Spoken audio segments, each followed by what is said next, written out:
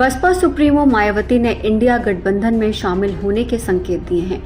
आज सपा का नाम लेते हुए उन्होंने कहा कि पार्टियों को याद रखना चाहिए कि किसी की कभी भी जरूरत पड़ सकती है। यूपी की पूर्व सीएम ने कहा कि विपक्ष विहीन संसद में देश और आम जन के हित के विधेयकों का पारित होना अच्छी परंपरा नहीं है। बसपा प्रमुख ने कहा कि संसद के दोनों संसदों से लगभग 150 सांसदों का निलंबन संसदीय इतिहास के लिए दुखद और लोगों के विश्वास को आघात पहुंचाने वाला है।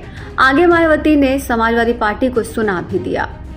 दरअसल विपक्षी गठबंधन की पिछली बैठक में बसपा को भी शामिल करने की चर्चा हुई थी। सपा के नेता रामगोपाल यादव ने इस पर आपत्ति जताई। उन्होंने कहा कि अगर बसपा गठबंधन में शामिल होगी तो सपा खुद को इससे अलग कर लेगी। अब मायावती ने इस पर जवाब दिया है। मायावती ने आज कहा कि विपक्ष के गठबंधन में बीएसपी सहित अन्य जो भी विपक्षी पार्टियां शामिल नहीं हैं, उनके बारे में किसी को भी फिजूल की टीका टिप्पणी करना उचित नहीं है। इससे इनको बचना चाहिए। यही मेरी सलाह है कि भविष्य में देश में जनहित में कब किसको किसकी जरूरत पड़ जाए ये कहा नहीं जा सकता है। ऐसे लोगों और पार्टियों को फिर शर्मिंदगी उठानी पड़े, ये ठीक नहीं है। इस मामले में समाजवादी पार्टी जीता जागता उदाहरण भी है। मायावती ने आगे ये भी कहा कि निलंबित सांसदों द्वारा राज्यसभा के सभापति का संसद परिसर में मजाक उड़ाने का वीडियो वायरल होना अनुचित और अशोभनीय है। संसद में घमासान पर उन्होंने साफ कहा कि सरकार और विपक्ष के बीच जबरदस्त मतभेद है। तनाव और टकराव वाली घटनाओं से देश के लोकतंत्र और संसदीय परंपराओं को शर्मसार होने से बचाना बेहद जरूरी हो गया है।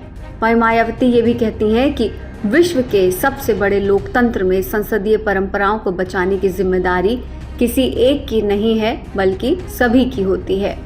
सांसदों का निलंबन ठीक नहीं है। संसद की सुरक्षा में सेंध लगाई गई वो भी ठीक नहीं है। ये अति गंभीर मामला है। इस मामले में सभी को मिलकर संसद की सुरक्षा की तरफ विशेष ध्यान देने की जरूरत है। एक दूसरे पर आरोप प्रत्यारोप लगाने से काम नहीं चलेगा, बल्कि इस मामले को सभी को गंभीरता से लेना चाहिए और दोषियों के खिलाफ सख्त से सख्त कार्रवाई होनी चाहिए।